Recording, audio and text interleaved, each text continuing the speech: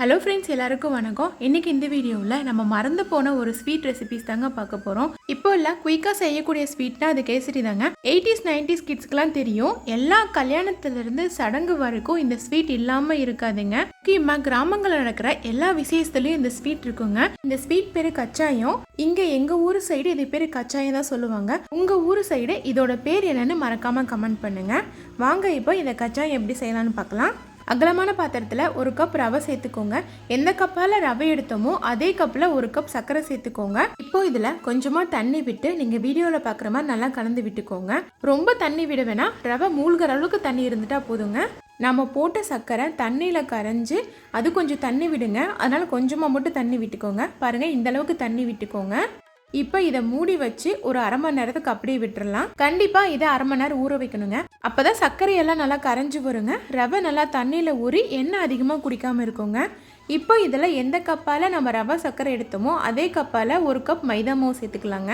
கூடவே நல்லா பழுத்த ஒரு வாழைப்பழத்தை சேர்த்துக்கோங்க. கடைசியாக 2 ஏலக்காவை இந்த மாதிரி தட்டி சேர்த்துக்கோங்க. இப்போ நம்ம போட்ட பொருள் எல்லாம் இந்த ரவையோட ஒன்றாகிற மாதிரி நல்லா கலந்து விட்டுக்கோங்க. தண்ணியோட அளவு அதிகமாக இருக்கிற மாதிரி தெரிஞ்சுன்னா இன்னும் கொஞ்சம் மைதா மாவு சேர்த்துக்கோங்க. வாழைப்பழம், மைதா மாவு, ரவை இதெல்லாம் ஒன்றாகிற மாதிரி நல்லா பிசைஞ்சு எடுத்துக்கோங்க. நீங்கள் வீடியோவில் பார்க்குற மாதிரி நல்லா அழுத்தம் கொடுத்து பிசைங்க. அப்போ தான் நம்ம போட்ட வாழைப்பழம் மாவோட நல்லா ஒன்றாகுங்க.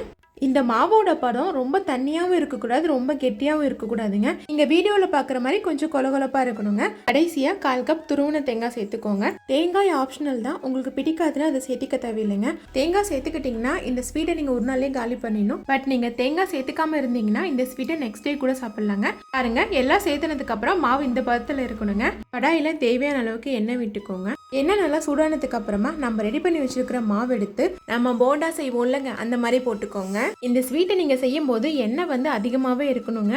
அப்போதான் இந்த கச்சாயம் நல்லா வெந்து வருங்க. நீங்க நிறைய எண்ணெய் ஊத்துனீங்கன்னா ஒரே டைம்லேயே நிறைய கச்சாயத்தை ரெடி பண்ணிடலாங்க.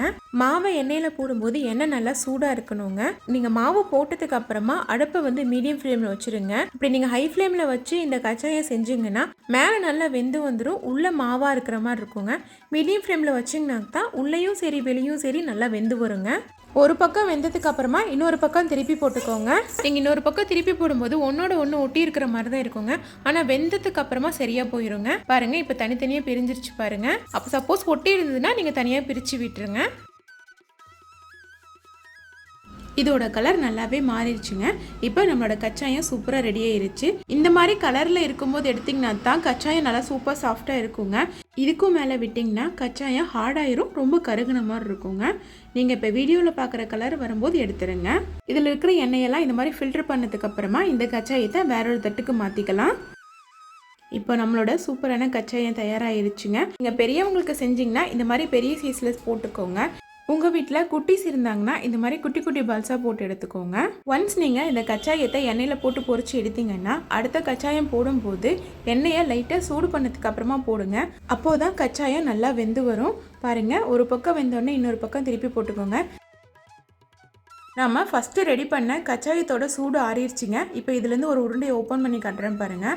சூடு இன்னும் லைட்டாக இருக்குங்க. பாருங்கள், வெளியே மொறுமொறுன்னு உள்ள சாஃப்டான சூப்பர் கச்சாயம் ரெடி ஆயிடுச்சுங்க. இந்த பொங்கலுக்கு உங்கள் வீட்டில் உள்ளவங்களுக்கு இந்த கச்சாயத்தை செஞ்சு கொடுங்க. மறக்காமல் இந்த கச்சாயத்தை செஞ்சு பார்த்துட்டு எப்படி இருக்குன்னு கமெண்ட் பண்ணுங்கள். அப்படியே இந்த மாதிரி நிறைய ரெசிபிஸ் தெரிஞ்சுக்க என்னோட சேனலை சப்ஸ்கிரைப் பண்ணிக்கோங்க.